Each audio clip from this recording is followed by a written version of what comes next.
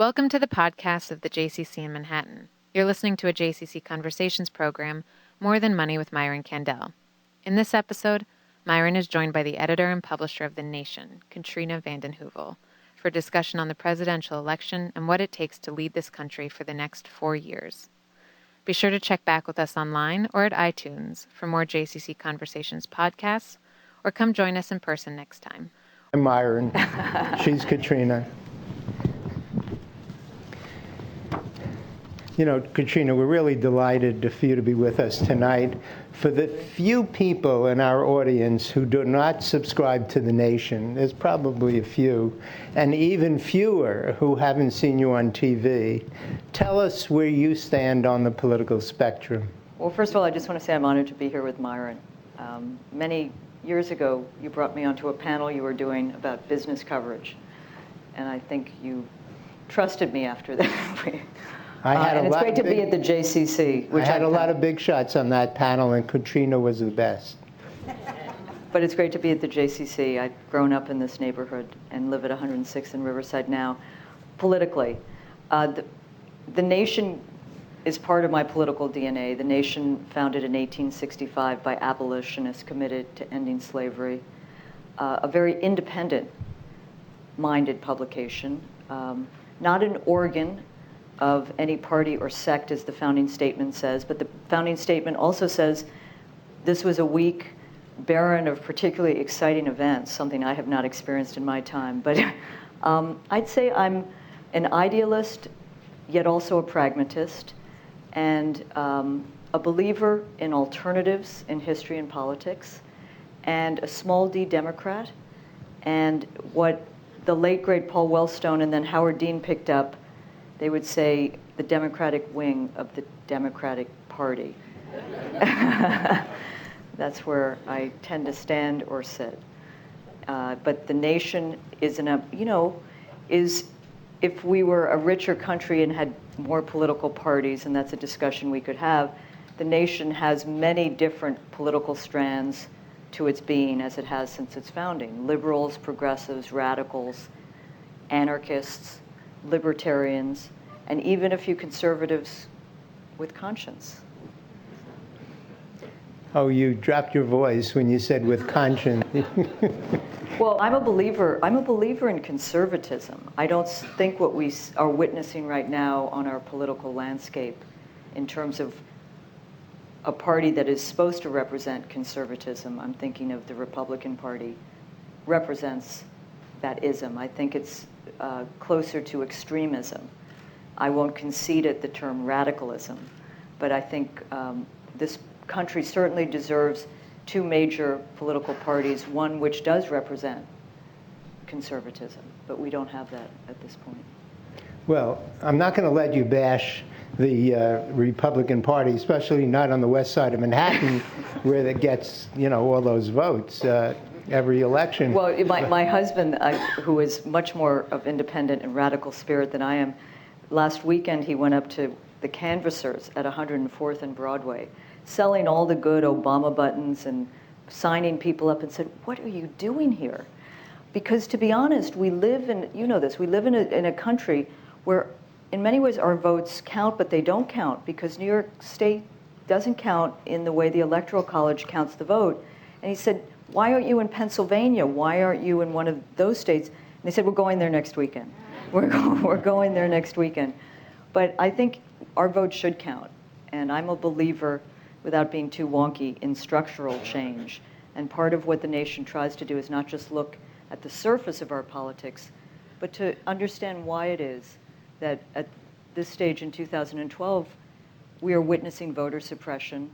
We are looking at a system where we have a diminishing democracy. Just think about this. In 2008, there were 18 to 19 states that were, quote, swing battleground states.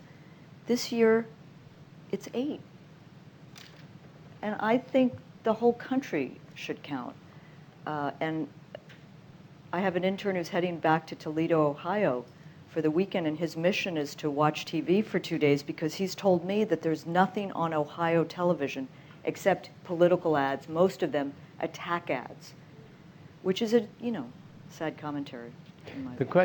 I'm jumping ahead, but just to follow up on what you said, isn't it likely that that plethora of ads from both sides won't be listened to anymore, either for two reasons, either because they become redundant, or number two, because people have already made up their minds?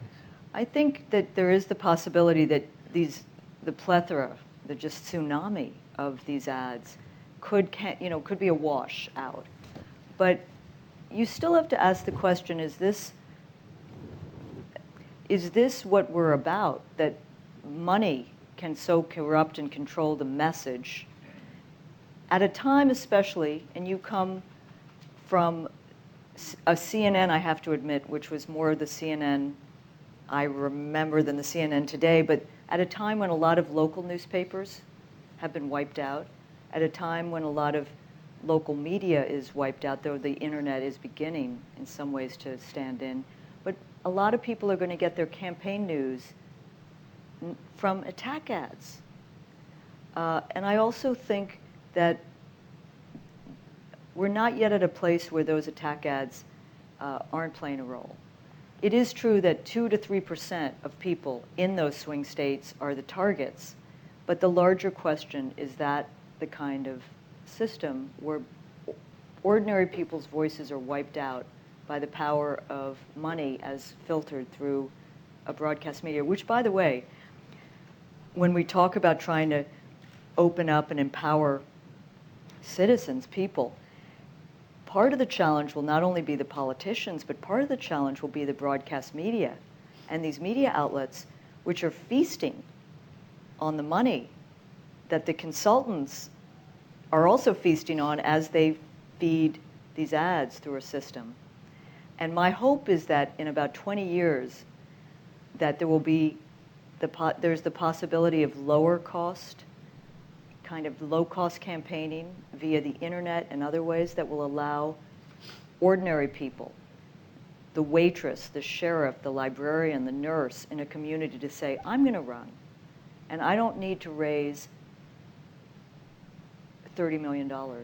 I knew Sherrod Brown when he was moving from Congress to the Senate, and he came to see me just to talk about the challenges, and he was on his way to see Senator Chuck Schumer, who can be a situational populist, but he is also someone who, but he's someone who is the access to Wall Street money.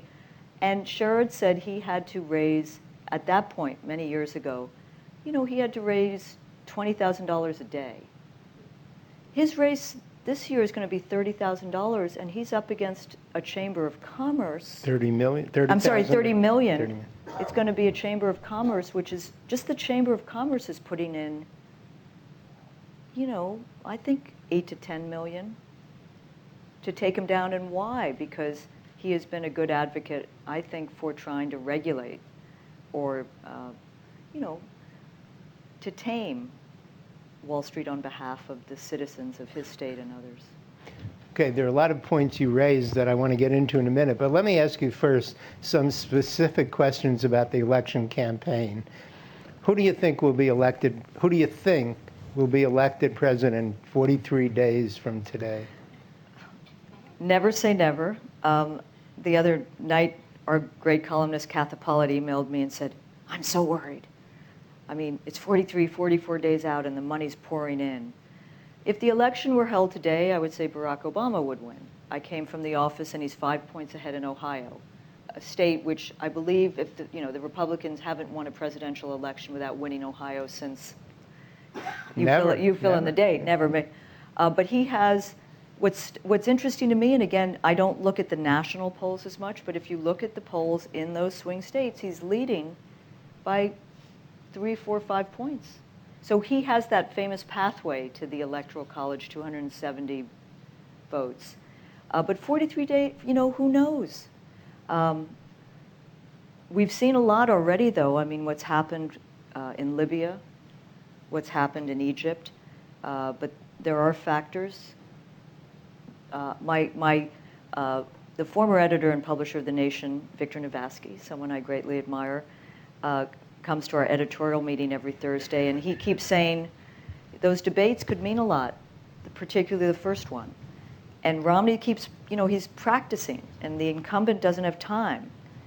I don't know. I don't know if that first debate is going to make the difference at this stage. I do think that, talking attack ads, I do think that the Obama campaign was able to successfully define Mitt Romney as Bain Capital. Then, of course, compounded by this the video that we've seen, which was gotten by former Nation DC editor, I'm missing him now, David Corn.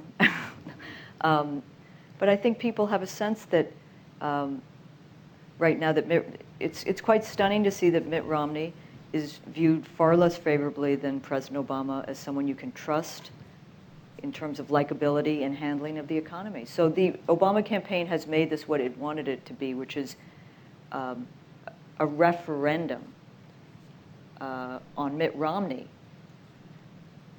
and a choice, not a referendum on President Obama's. Okay, so you didn't answer my question directly. I said, who do you think? President Obama. Okay, all right, fine. And you But mentioned... I worry that as part of my view of this election is that there are three elections. There's the presidential, there's the Senate, and there's the House election. You jumped ahead. I have it written down here.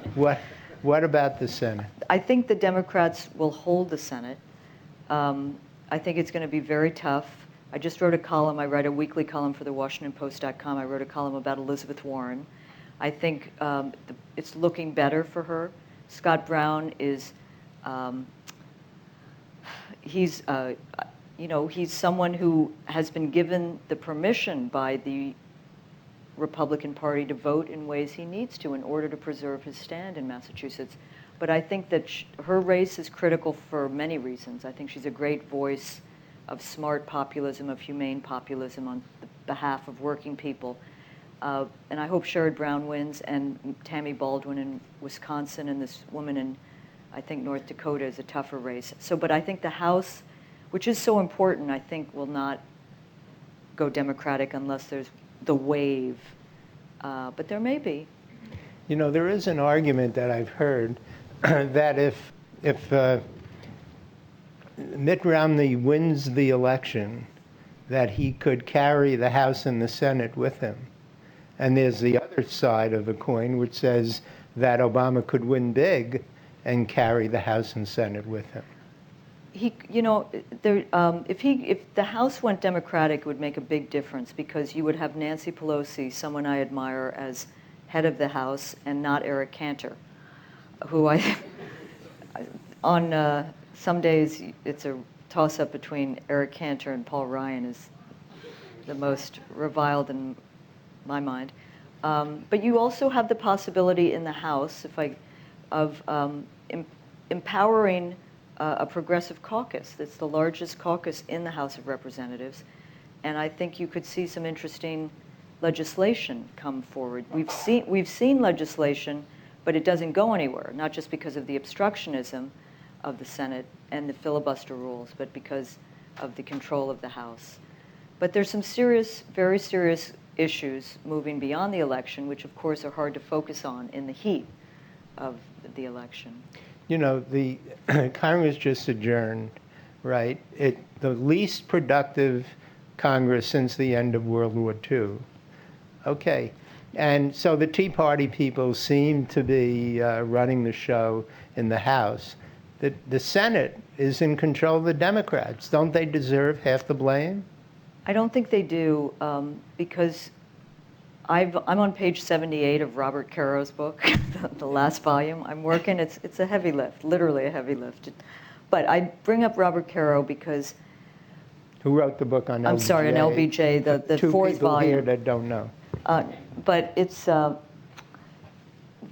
Republicans have abused the filibuster more in the last 2 or 3 years than it was used in the 60s and 70s combined. I'm simply saying that one can't fully excuse the Democrats. There should have been, I think, more of a fight around certain core issues of economic justice and other things. But you had a Republican Party, which, as we know now, had as its first mission of business not to pass legislation or work with a president who, for better or worse, came into Washington believing that changing Washington meant finding common ground with this other party, because he is in many ways a kind of communitarian, civil progressive, and one has to respect that. But he found, I had a chance to meet with President Obama with 10 journalists at the end of last year.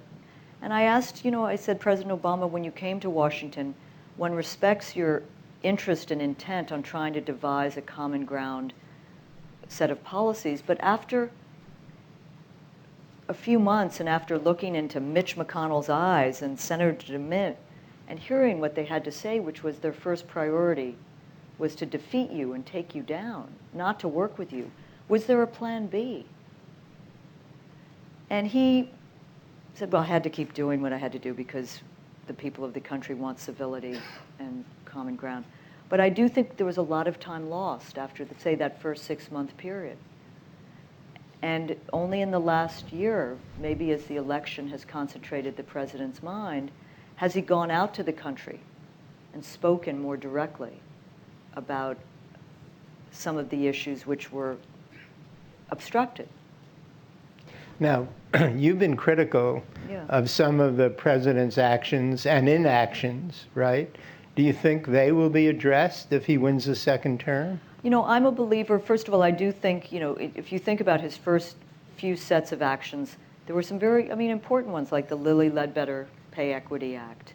And I think what he's, on the issues of trying to put forward green jobs, we now have a book out called The New Deal, which is an interesting book about, in fact, what the recovery, not the stimulus, it was called the American Recovery Act, tried to do, which was, by the way, it was the largest net investment of anti-poverty funds since the Great Society. The fact the White House doesn't want to claim that is a different discussion. I don't think people fully understood how deep this recession was. So we can argue about how many tax cuts and how it wasn't big enough, but I think there was an attempt. I hold the president accountable for not holding the banks accountable. I know Joe Stiglitz and Paul Krugman, there was talk of breaking them up and nationalization, but I think at a minimum to have held them accountable and have put demands on them to lend, to invest, and also I think to have dealt more forcefully with the mortgage foreclosure crisis, which was, of course, at the heart of the economic crisis. I'm a firm believer that you need, if what I say inside, outside, which means I don't believe an electoral victory is sustainable unless you have movements or a movement that will push those inside the system, one, beyond the limits of their own politics, but two, also to be the wind at the back against the forces of lobbying, of corporate money, and of pushing people inside, the electeds, as we call them, to be more frontal in dealing with the problems of this country. So, now you mentioned, I guess favorably, towards instructing or demanding that banks invest in a certain way. That sounds like socialism to me. I was just talking to our national, William Greider, who wrote one of the great books on the Federal Reserve, The Secrets of the Temple. And what's interesting, if you go back in our history, he was reminding me that 80 years ago, I think it was the Reconstruction Finance Committee, the RFC, had in fact put demands on banks to invest in industrial projects in other areas. And the Bank of England, no socialist institution last I checked, has also worked like the Fed might in putting demands on banks to invest in certain ways. I think the term socialist, the fact that 60% of self-identified Republicans believe President Obama is a socialist and also a Kenyan socialist, we can have a media conversation. I am not a socialist, but if only, it's like President Obama a socialist? Nixon looks more like, it was a different time. That's it. No, I believe in, I'm probably more of a social democrat. If the nation was located in Europe, Western Europe somewhere, we'd be a social democratic publication. And these are just basic core values, it seems to me, of this country, which have been kind of, run down in the last 30, 40 years by not only a right-wing assault on our institutions, our media, our courts, our economic think tanks, but also, I have to say, by neoliberal thinking. I mean, I thought President Clinton's speech at the Democratic Convention was masterful. Masterful. I mean, the ability to talk intimately with a huge crowd, with the television, and he's speaking in interesting ways, but let's not forget that it was President Clinton, and the nation called it as it was at the time in 1999, who repealed the Glass-Steagall Act, which led to the breakdown between investment and commercial banking. And with the advice of Bob Rubin and Larry Summers. I mean, it's a terrible thing that at the nation, and I think Hillary Clinton is admirable in important ways, but one of the reasons we supported President Obama was we really didn't want to see Larry Summers in the White House. And we believed, we felt there was in a former community organizer's approach to politics the possibility that one could push and engage in the way, that Franklin Roosevelt, and I know we're not living in that time, but Franklin Roosevelt's famous statement, which, by the way, I've canvassed every archivist at Hyde Park, but they haven't found it. But Francis Perkins, the head of the Pullman, Randolph, Sidney Hillman, but then there were A. Philip Randolph. They all have the story of going to Franklin Roosevelt and saying, do this, do that, do this. And he says, go out and make me do it. And there was that feeling in Obama's talk, even just the other day, by the way, when he was asked about changing Washington, or even at his convention speech, he said, I can't do it alone. You need to be part of it. And that's, anyway. So Roosevelt's comments... Larry Summers was back with Roosevelt's comments were correct the way you described it, and the others described it, was a lot more forthcoming and direct than Obama's comments. Now, wouldn't you describe... You mentioned earlier that you were the Democratic wing of the Democratic Party with a small d. Is Obama too centrist for you? I think, let me just point out, I think, a dividing line in the Democratic Party, but also what we've seen in the last few months is a measure of the patience and tenacity of certain movements to engage a president to go beyond the limits of his politics. I'm thinking of the same-sex, the gay rights movement, and the immigrant rights movement. The immigrant rights movement has many more steps to take to make this president stop deportations, et cetera, but those are victories. I think there's a dividing line in the Democratic Party because on social issues, and we see it so vividly in this election, where a Republican Party, let me just take on women's rights, for example. I mean, that we're debating contraception and access to contraception in 2012 and defunding Planned Parenthood. And you have this candidate in Missouri who might win.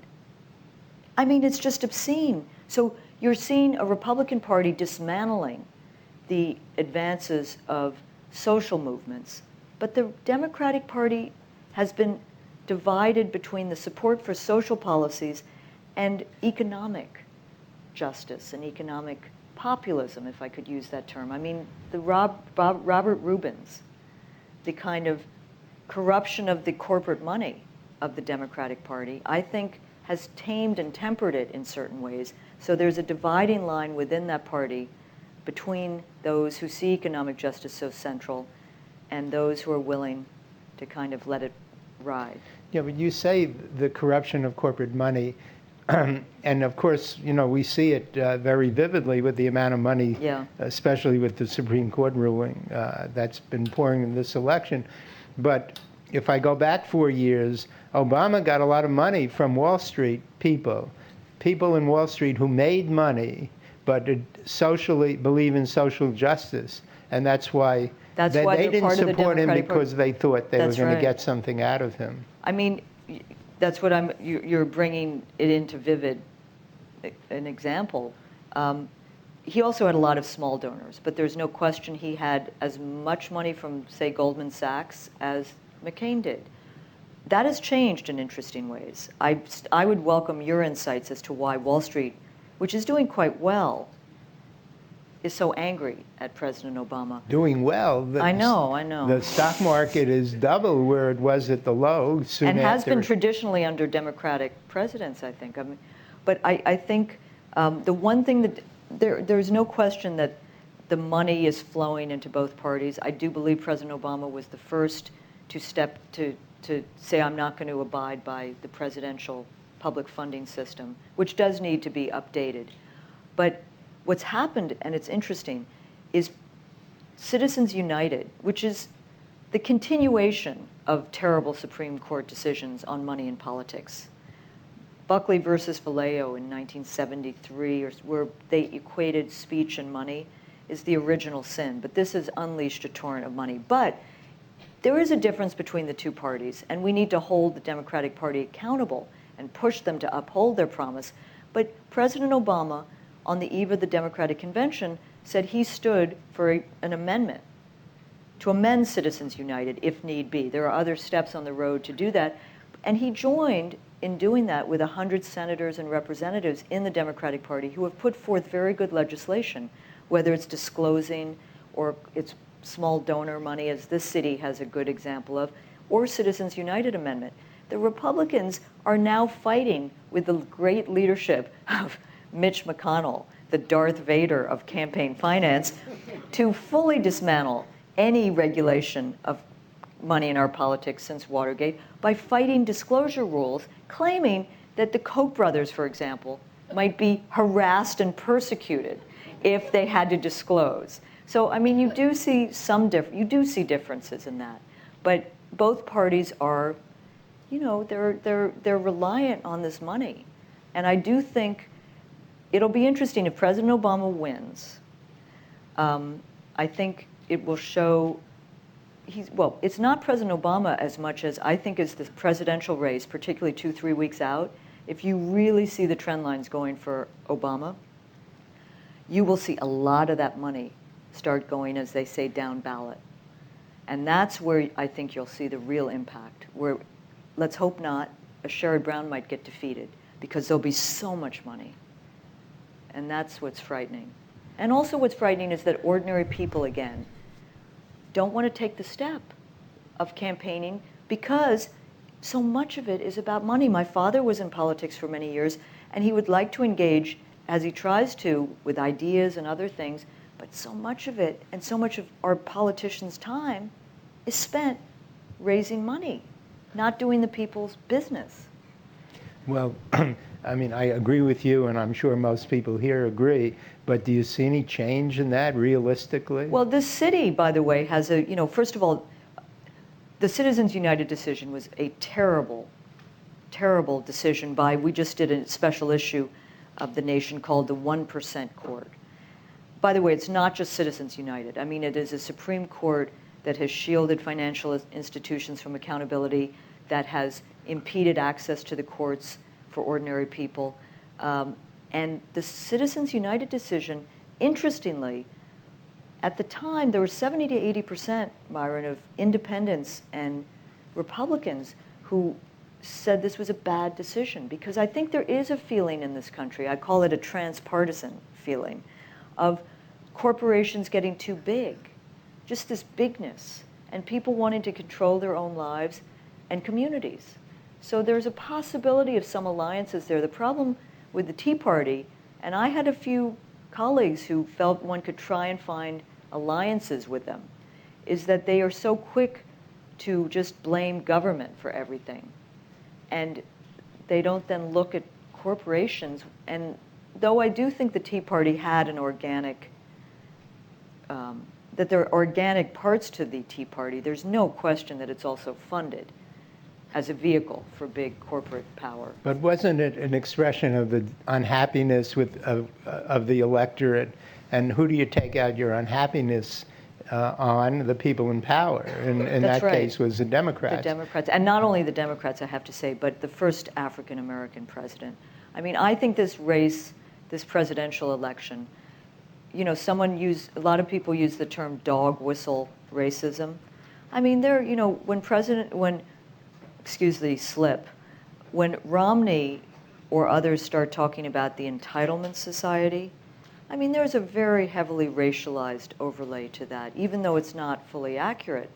And I think we've seen it time and time again in this campaign.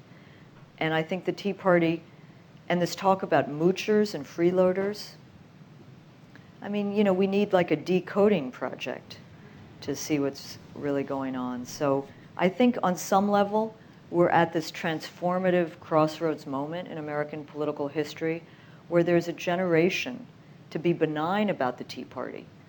It's a generation that, you know, it looks, and you could see this at the Republican convention, it looks out at this country, which is shifting quickly, demographically, in shifting in important ways, structural economic changes people don't understand, and in their gut they're deeply worried, and they don't see political leadership, but they want to, you know, they want to thrash and lash out. And so you got the president, you got Obamacare, you take it out on government, and you take it out in these racist ways, and you take it, you know, there's remember the famous cry at the Tea Party, one of the Tea Party rallies against health care early on when the man said, "Get your hands off my Medicare." The government should take, yeah. Well, I think in there is this freeloader, moocher idea that I have mine, I've worked for mine, but I'm not going to share it with others who may be more vulnerable or coming up or of a different hue. And, you know, so it's a moment, I hope, for less division, you know. Well, you're very hopeful. I'm hopeful, but I think it could be dangerous if there's really a very, you know, if you see much. Anyway, it was bad enough at the end of the McCain-Palin campaign when, you know, you go to rallies and Palin would rile up a crowd in a time of economic pain, remember? Like he's palling around with terrorists. Who knew, you know? Well, Palin yesterday or today That's said, a good thing that she's off the scene more. Well, said, and I guess on Fox, where else, said that Romney and Ryan should go rogue, was her term, go rogue. And that fits in what you said. I know somebody who has said if Obama were white, he would have won by 5 more percentage points. He did. I mean, I haven't followed this carefully. I used to know this kind of statistic, but I think he did better than John Kerry in the white vote. Now, that varies from place to place. We have a reporter who just spent 2 weeks in Western Pennsylvania, and there, you know, that's maybe different, but I don't know. I think he did well. And partly because McCain and Palin so discredited themselves, I think, in that last period, that there's a common sense strand. But there's no question that there is, you know, the president hopes this is a post-racial country. But I think we've come a long way, but in the history of America, there's, you know, that's part of, it seems to me that's part of the nation's work. Our contributing editor, Eric Foner, who has wrote a beautiful book about freedom, it's a constant struggle. It zigs and zags. I talked about earlier the, you know, that who knew we'd be refighting access to contraception, but who knew that we would have such fierce battles over voter suppression in 2012? I mean, you're literally looking at a replay of 21st century literacy tests, poll tax, a kind of Jim Crow of the 21st century. And it's very targeted, and that speaks to my point that this is the last hurrah, in a sense. And remember the Republican, the leader of the House in Pennsylvania, said openly in a conference call with Republican funders and legislators that they had, you know, ginned up this voting ID legislation so that we can give the state to Mitt Romney. So it's pretty open about what's going on with that. In line with what you said a moment ago, I think it was the comedian Chris Rock who said, we won't be in a post-racial world until we elect a dumb black man to be president, right? Or there was the famous Onion headline the day after President Obama was elected, like, once again, black man gets the worst job in this country. You mentioned the great speech by President Clinton at the Democratic Convention. Some people think that Obama has embraced the Clinton legacy. How do you feel about that? Well, you don't whole legacy. Well, first of all, I think Clinton has moved a little with the times, but I do think that bringing in some of the Clinton team, in doing that, President Obama did bring back some of the Clinton legacy. The question I have is, was Larry Summers? Was it the economic crisis that made President Obama turn to these veterans who were complicit in previous economic crises? Was it that he didn't have the confidence of finding his own? Is it that the bench isn't deep enough? I think the bench is deep on the economic issues. It didn't help that Larry Summers hates Joseph Stiglitz. Personality always enters. Maybe if they hadn't hated each other, you would have had that team of rivals, remember, that President Obama talked about during the campaign? I think on foreign policy, the progressive bench is not as visible to the Democratic establishment. But in certain areas, President Obama made some good picks. They're not the cabinet positions of great power. I do think he's different than President Clinton in certain arenas. And in other areas like economic ones, there is this legacy that I wouldn't personalize it. It's right. The Clintons have been on the scene for a long time, and they're not leaving the building. And they have laced that through the Democratic Party. There is an alternative within the Democratic Party, but it's tougher to lift up because of establishment control. Well, to digress, how do you feel about Hillary running in 2016? I think we need to see how things shape up and other candidates. I would like to see a woman elected as President of the United States. I think there's some extraordinary women in Congress and at the state level. But I'm not, you need to see the field. Did the nation take a position in the Democratic presidential primary? Yeah, we did. We endorsed with caveats Obama. Mm-hmm. And I have been involved with Emily's List for many years, with some qualms sometimes. And I had the temerity to go to their June 2008 gathering, and I was on a panel, and several women came up to me and said I was a traitor. Yeah. I had betrayed. I think, the fact that I tend to, I want to see more women in office. I think it's important to have a critical mass, particularly in these times. But, I tend to really look first at where people stand on the issues. To digress, but you mentioned women. There's a movement in Europe of mandating a number of women board members of major corporations. There's a little pushback on that right now because some countries, particularly the UK and others, are opposed to that. But how do you feel? Obviously there are far fewer women on corporate boards than there should be.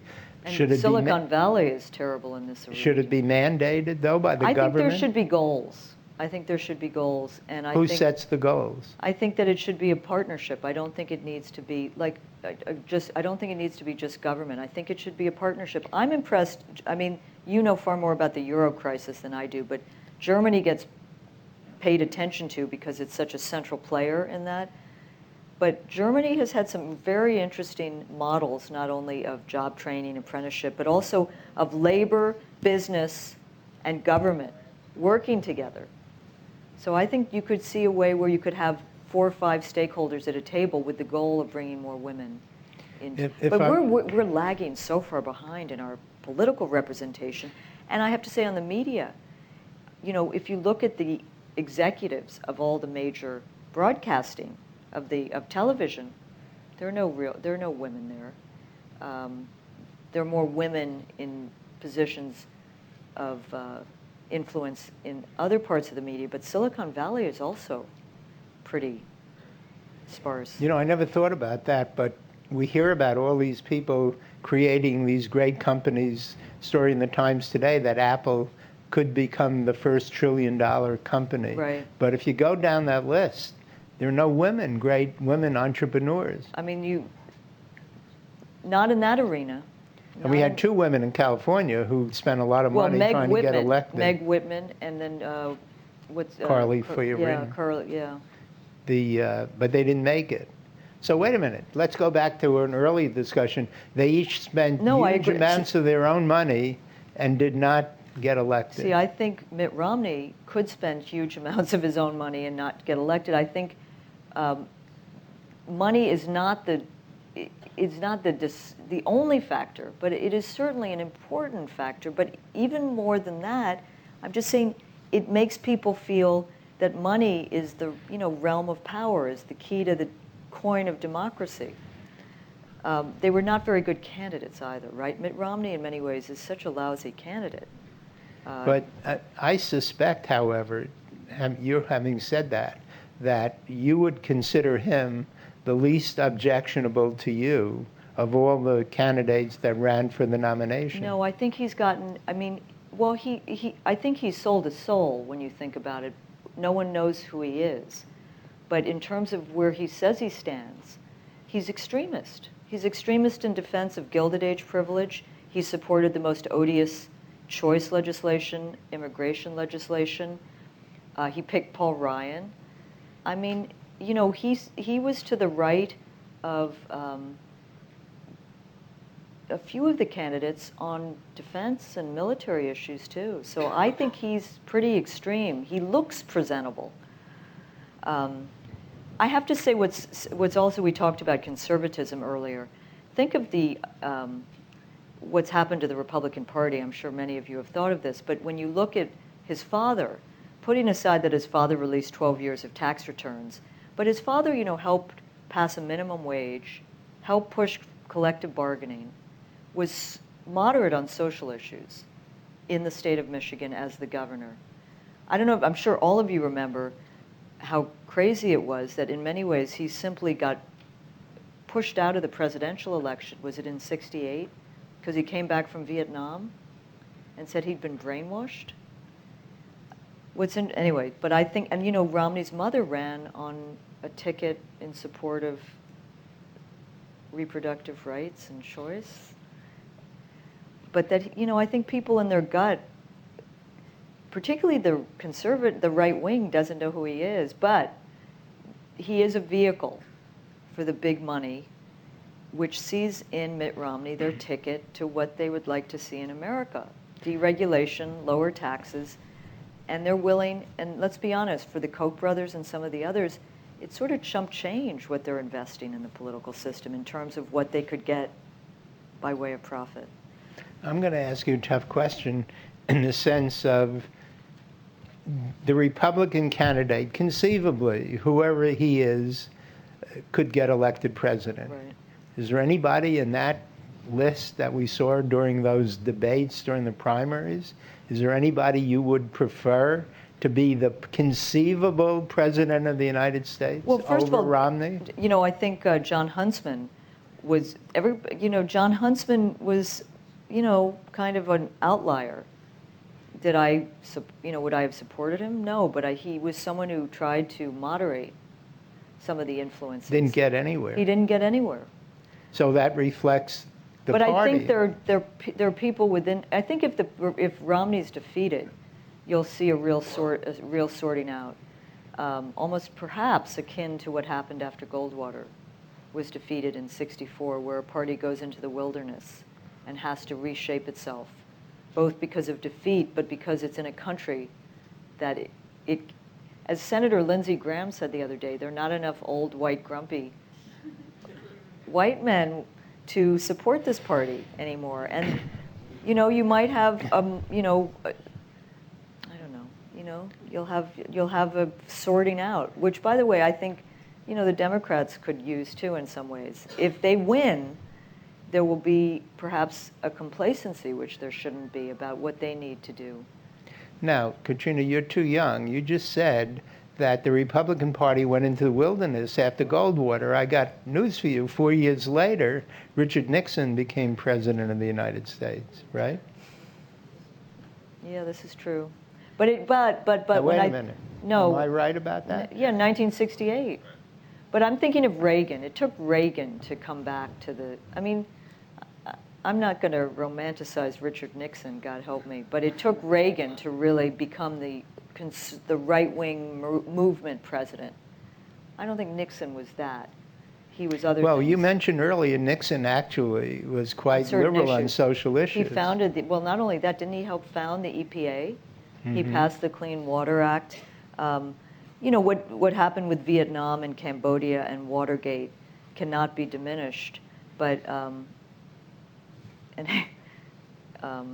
but I think it was Reagan who continued the Goldwater Republican movement. Let's go back to the economy. U.S. companies are sitting on a huge amount of cash. I heard figures as large as $2 trillion. And they say they're afraid to invest because of uncertainty over the future of taxation and regulation. You buy that? No.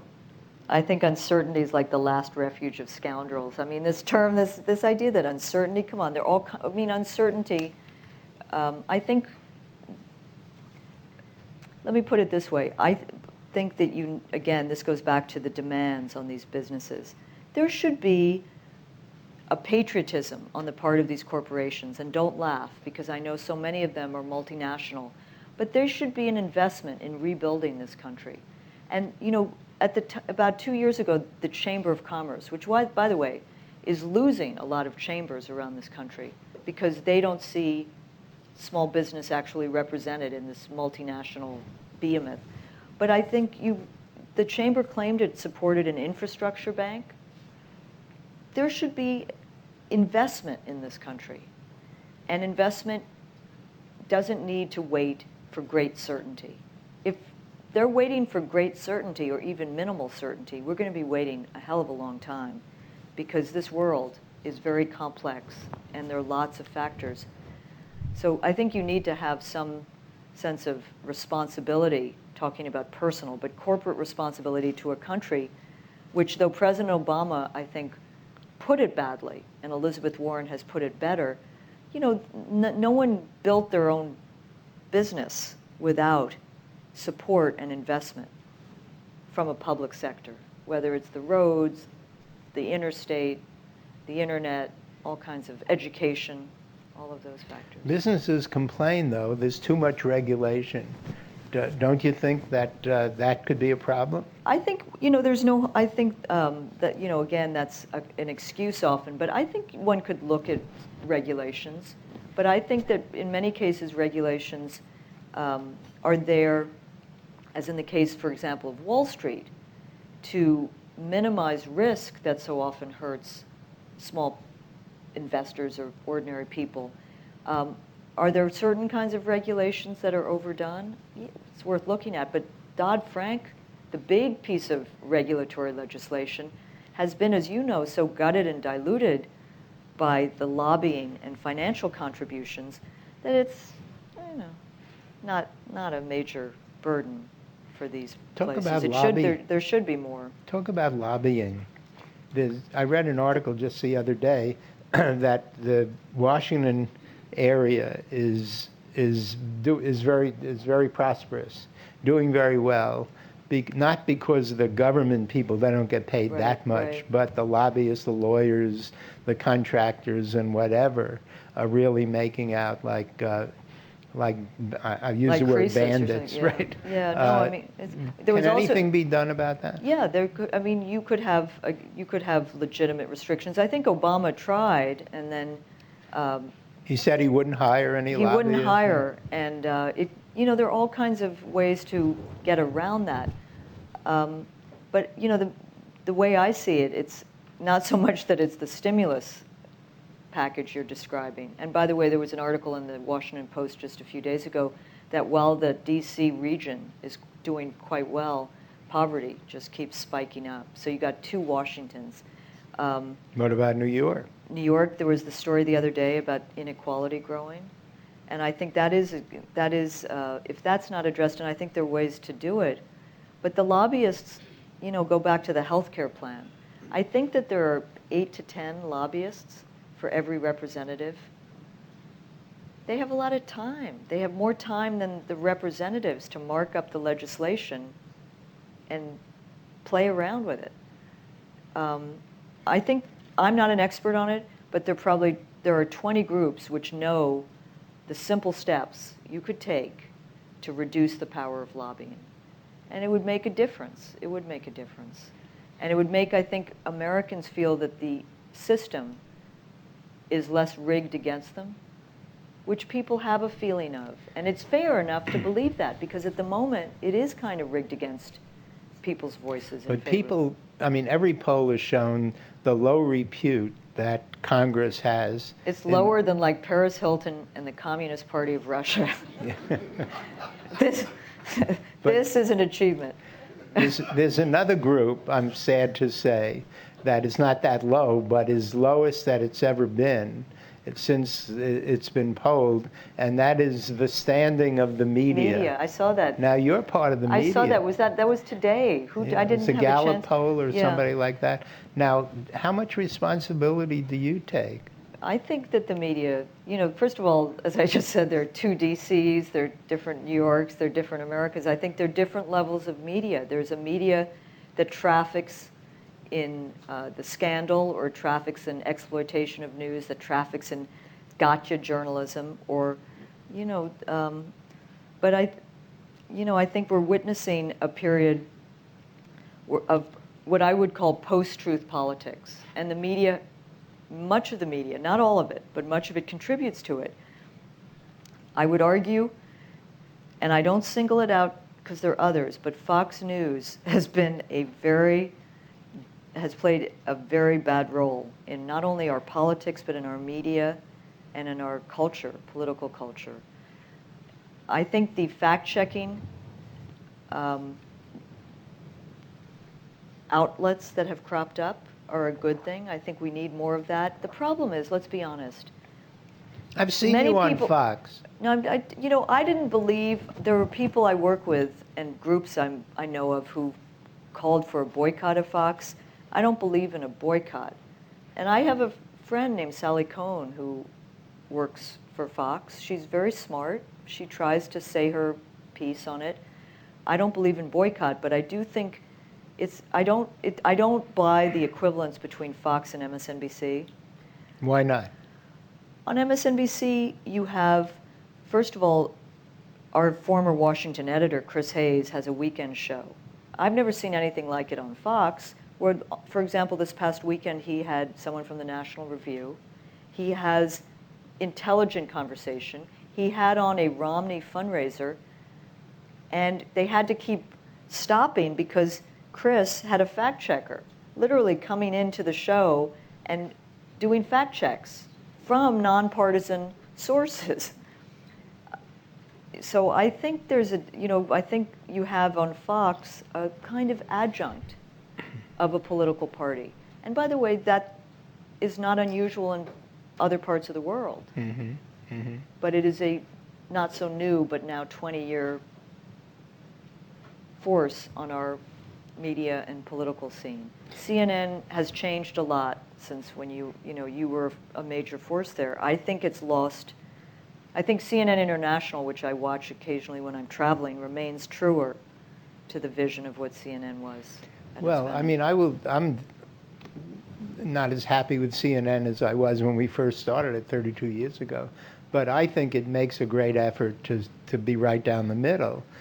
And I'll share with you a little story. When Fox came on the scene, I said to the brass at CNN, the best defense is a good offense. Yeah. And I said, why don't we say in our advertising, if you want your news with a right-wing slant, watch Fox. If you want it straight down the middle, watch us. And you know what their answer was? We don't want to dignify them by that kind of approach. And of course, Fox's ratings went far above CNN. Um, before we turn it over to the audience, I got 3 quick questions for you. If you could read only one newspaper, only one, if you could watch only one television news broadcast, and if you could read only one magazine besides The Nation, what would they be? I'll give you my reality life and my fantasy life. My reality life, reading in terms of the newspaper, would be the New York Times. The television would be Chris Hayes' Weekend Show. The magazine, I think New York Magazine. I think Adam Moss is a brilliant editor. I'm glad Frank Rich went there. I think my fantasy life, which I do live occasionally, Us Weekly, True Blood, and the newspaper I'd have to think about. But I speak Russian. I go to Russia quite a bit still, and there's a wonderful newspaper there called Novaya Gazeta, which I thought of today because we opened our morning at The Nation with a visit by the husband of I don't know if you followed this case, the Pussy Riot case. He was quite extraordinary talking about what's going on in Moscow and Russia. Okay, I have one more question. Governor Romney has talked very tough about Russia and certainly about China as well. Does that disturb you as he is a potential president of the United States? Our foreign policy disturbs me. I mean, I think it remains over-militarized 20 plus years after the end of the Cold War. I think there are real challenges and threats in this world, but we still rely too much on military might and not understanding that America's role in the world is now not in decline by any measure, but is not as powerful as it once was. And we need to work in other ways. And in addition, military might isn't going to deal, in my mind, with the great challenges of the 21st century, whether it's joblessness, global recession, depression, nuclear proliferation, climate change, trafficking. You can tick off a whole set of challenges which are really at the core of this century. And I think we would do well to be less full of bravado. And in that sense, though, the magazine, The Nation, is critical of President Obama's foreign policy in certain regards, though we believe it was right to end the war in Iraq and begin to end the war in Afghanistan. But the escalation of drone warfare, of counterinsurgency warfare, we think is not leading to a more secure world or country. In that regard, one last comment. Ted Turner, who I think is one of the great men of our time, one of his pet efforts is to get rid of nuclear weapons, and has spent a lot of time and effort and money on that. And as this idea just crossed my mind, I haven't heard anything about that in this administration. Well, President Obama gave that quartet of speeches in the first year of his presidency, and he went to Prague, and he committed to nuclear abolition. But not since. No, and in fact, by the way, it's interesting that nuclear abolition became not only for Ted Turner, but Henry Kissinger, General Saakashvili, Sam Nunn, one or two others, a major cause. No, the part of, let's be honest, it's very complicated in Russia right now, and the Republican opposition to a simple nuclear arms control treaty was pathetic. I mean, every Secretary of State and Republican president in the last 30 years has supported bipartisan arms control, and you had everyone going crazy to the point where Obama had to bring all the former Republican secretaries of state to the White House. Very hard to move in that direction. And of course, it's a very different world than during the Cold War, the height of the Cold War, because other countries have the bomb. It's very, but I think it's still a long-term commitment, and Obama has not talked much about it since. In fact, there's now like nuclear modernization. But we got to keep. Okay. Any questions? Who's got the mic? That may be a question. Who's got the mic? Yeah. This gentleman in the cap. Thank you, Ms. Vanden Heuvel, for your very lucid an interesting presentation. Thank you. It's easy for me to say that since I do agree with you on the issues anyway.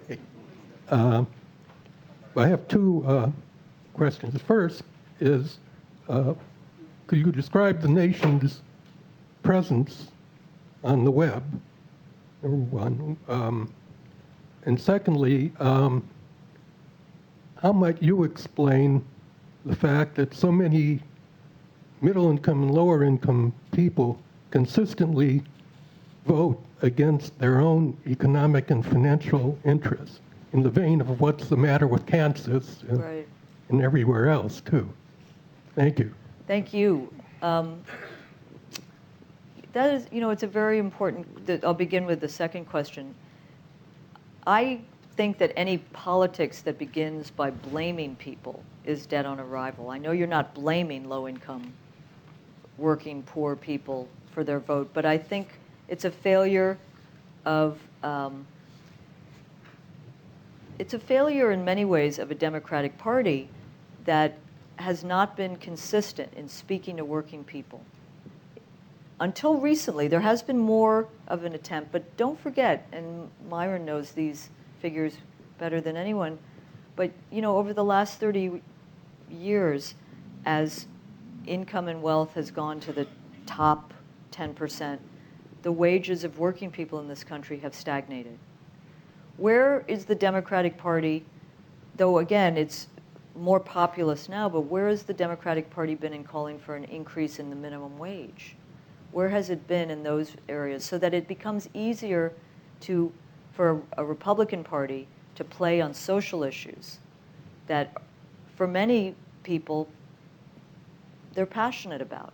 Not to in any way be judgmental, but if you're not part of a union, by the way, which is the unions we haven't talked about, they're decimated, but if you're not part of a union and it tends to be that you vote Democratic, in parts of like Western Pennsylvania, it's either a pox on both houses right now, or they don't like Romney because of Bain Capital, but they're not in love with the Democratic Party because they don't see that the party has done much to improve the conditions of their lives. I hope you'll go to your first question, thenation.com. We have a team of 4 people who are part of, running our web, our internet. And that's where we have timelier voices, timelier news reporting, and have a great set of blogs. I write a weekly column there. We have a blog on This Week in Poverty. We have a Voting Rights Watch blog, everyday citizen journalists around this country reporting what's going on in their states. How is your circulation these days? Circulation, I know this because I was in an editorial board meeting on Friday. Print circulation is 156,284, you asked. What was it when you became publisher? It was about editor, I should say, before you became publisher. 80,000. Our circulation tripled under George W. Bush. Yeah. Partly because of George W. Bush, but linked to that, I think it was also that we were a voice during the Iraq War, when I do think a lot of our media in the run-up became kind of stenographers to power. But Victor Navasky has this line that what's bad for the nation is good for the nation. Yeah. Someday I hope to change that. What happened to the circulation when Obama got elected? It stayed pretty stable. What's interesting is when President Clinton got elected, and I was an editor or publisher then, it took a precipitous drop. As if, because The Nation is both a publication, a magazine, and website, but in some ways people relate to it also as a community and a public, like the ACLU had a precipitous drop after President Clinton was elected. So it's kind of a public interest organization. Why? Because people felt now that Clinton was in the White House, all was going to be hunky-dory. I think people didn't feel that way when Obama came in to a large extent, partly because his campaign was more about staying involved or being engaged. But I think, so that was a factor. Thank you. 4 years ago, I had a daughter who was in a private college, 3,000 kids, a lot of wealthy families, and she was a senior. And then her sister my younger daughter, was a freshman in a public college with over 20,000 students, a state university here in New York State, and a lot of middle-class families. It was a thrill visiting them as the election came along, the spring leading up to it, the summer. Many of them went off to Pennsylvania, I remember this, for weekends, canvassing. These kids are all, 18, they're first voters, a lot of them. And I still have those daughters, and I speak to them. I know they're friends. They're over the house. They're not even thinking about or talking about President Obama. We all remember what it looked like in the weeks leading up to the, when he finally won. It was masses of young people. I don't think these people are going to vote for Mitt Romney, but I don't think they're going to vote. And they're busy, frantically looking for work. They're reluctantly, very reluctantly going to graduate school because they can't find work. I mean, these kids are not. They're not thinking at all about this election. That's what I'm worried about. And they come over the house, and my friends, email my daughters email all over the country, and they're not alone like this. And so that segment that Obama had, that vibrant, exciting, college age and just after college, they're not there at all.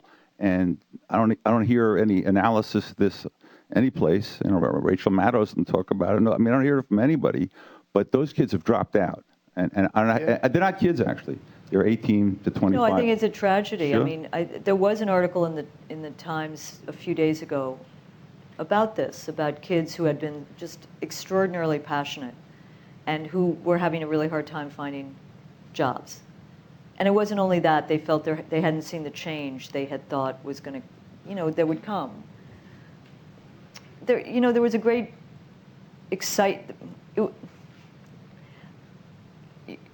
I think it's very dangerous to fall in love with like a politician because your heart's gonna be broken, which a lot of young kids came into politics because of Obama.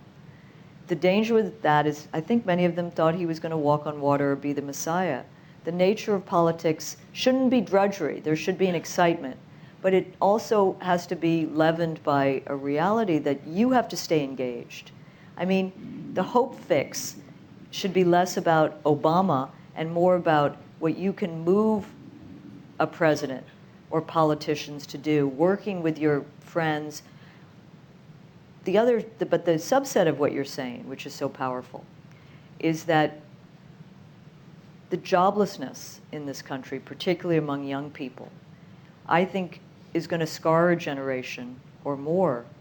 And though President Obama put forward a jobs bill and it was obstructed by the Republicans, it probably wasn't at the scale it needs to be to deal with the enormous joblessness among young people and others.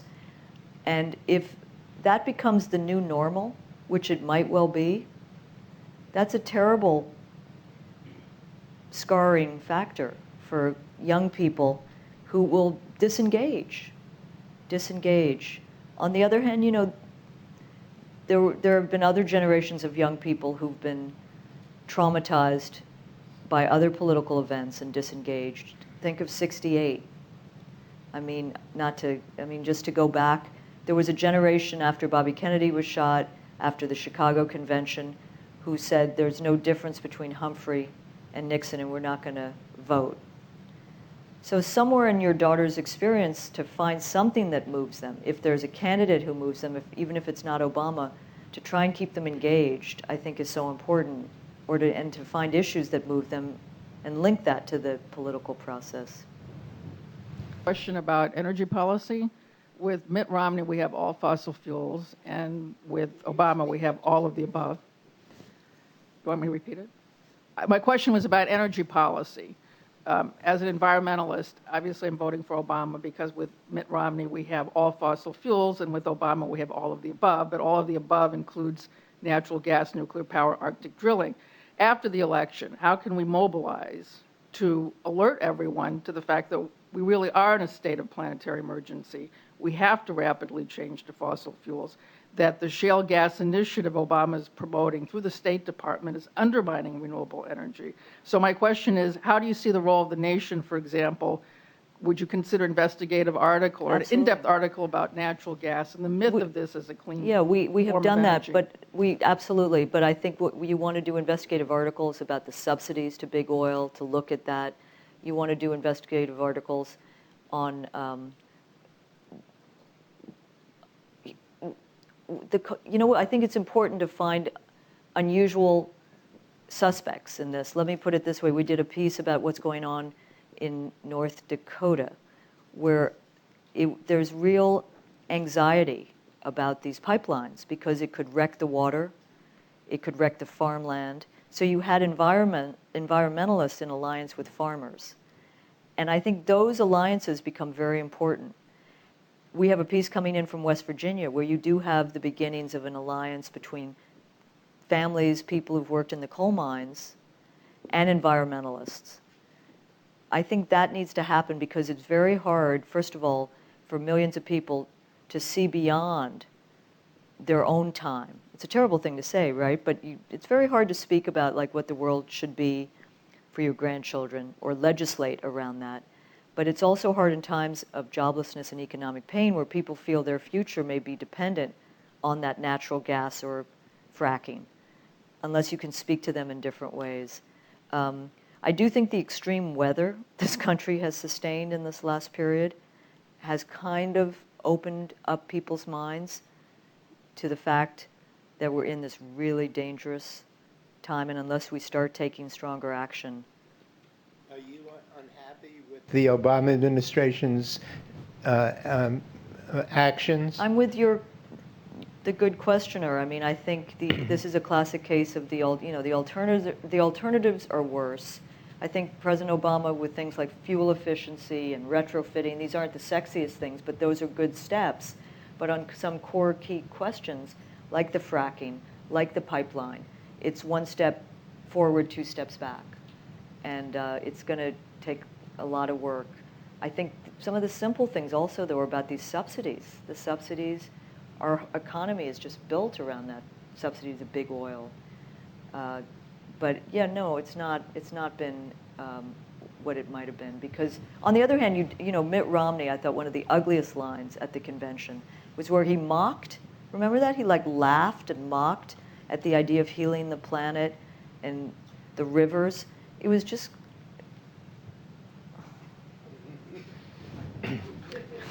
We got time for one more question. George, could we get the mic over here, please? Wait, yes, you need a mic. Wait. Here's the mic. An impressive number of news columnists have said that Mitt Romney has practically written himself off by putting his foot in his mouth so often in the last few weeks. I wonder if you agree with that kind of assessment. Well, I just want to mention, can I interrupt for a moment? That question comes from George Bookman, a veteran journalist whose career goes back to covering FDR in the White House. All right, she's going to answer on that you. note, I have to say, I was telling Myron earlier, my father's been involved for the last few years with the Four Freedoms Memorial Park, which is opening October 17th. I hope you'll have a chance. It's really very beautiful, this Louis Kahn Memorial. But, I mean, part of the reason we know Mitt Romney's put his foot in his mouth is because you have the revelation of that video, for example, which, by the way, we haven't mentioned this, but with poetic justice, it really came from Jimmy Carter's grandson, which I think is marvelous. But, Romney is kind of this animatronic roboton, I mean, he doesn't have the ability, it seems, to connect in a way. I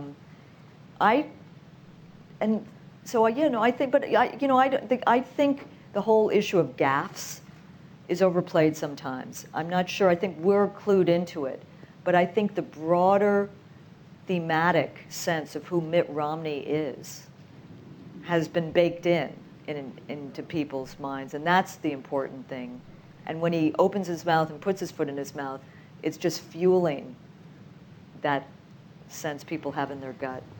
Katrina, I have the impression, maybe I'm alone, that you would like to see President Obama reelected. If he is elected, will we be better off 4 years from now than we are today? well, we know we'll be worse off if President Obama loses. But I think, we don't know because there's so many factors at play. I hope we will be, and it will take all of our work and energy and imagination, and I think there's the real possibility we could be better off. But don't get me going about the absence of growth in our economy and all the dangers. But I'd see that there's some real important forces working, if I might, on the right side of history. So if we hang in there, we'll be better off. I'm trying to be an optimist. Well, you can see why we invited her to take part in our program. Thank you. Katrina, thank you so much. Thank you. Thank you. Thank you for listening, and we hope you enjoyed the program. The conversation doesn't have to stop. Find us online at jccmanhattan.org or on Facebook. We'd love to hear from you.